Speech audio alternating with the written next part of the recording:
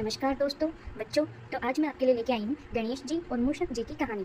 बहुत समय पहले की बात है। भगवान गणेश जी, जो बुद्धि और ज्ञान के देवता है, एक दिन कैलाश पर्वत पर अपने माता पिता भगवान शिव और माता पार्वती के साथ खेल रहे थे। एक बार गणेश जी ने अपने माता पिता से पूछा, माँ, मेरा वाहन कौन होगा? माता पार्वती मुस्कुराई और बोली, जब सही समय आएगा तुम्हारा वाहन खुद तुम्हारे पास आ जाएगा।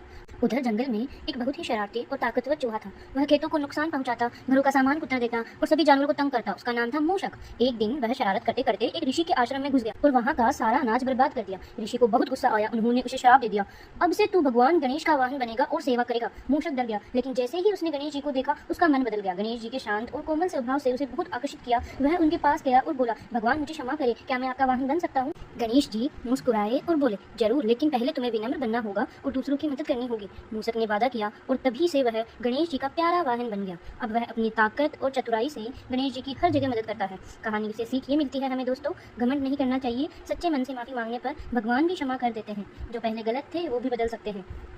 तो बच्चों, मैं आपको एक और कहानी सुनाती हूँ, गणेश जी और मूषक की दौड़। बच्चों के लिए मनोरंजन और ज्ञानवर्धक कहानी। एक बार की बात है, भगवान शिव और माता पार्वती ने अपने दोनों बेटों गणेश जी और कार्तिकेय से कहा, हम एक प्रतियोगिता रखना चाहते हैं। तुम दोनों को पूरी पृथ्वी की परिक्रमा करनी है। जो पहले वापस आएगा उसे विशेष इनाम मिलेगा। कार्तिकेय तुरंत अपने वाहन पर मयूर पर सवार होकर उड़ गए। वे तेज थे, बहादुर थे और उन्होंने जल्दी जल्दी पूरी पृथ्वी का यात्रा शुरू कर दी। लेकिन गणेश जी का वाहन तो था मूषक, एक छोटा सा चूहा। मूषक जी बहुत दुखी हो गए। उन्होंने कहा, गणेश जी, हम तो बहुत धीमे हैं, हम कार्तिकेय से कभी नहीं जीत पाएंगे। गणेश जी मुस्कुराए और बोले, मूषक जी, शक्ति से ज्यादा जरूरी है बुद्धि और समझदारी। चिंता मत करो, हम भी जीत सकते हैं। फिर क्या था, गणेश जी ने माता पिता शिव जी और पार्वती जी के पास जाकर 3 बार उनकी परिक्रमा की। माता पिता हैरान रह गए। उन्होंने पूछा, गणेश, तुम पृथ्वी की परिक्रमा नहीं कर रहे?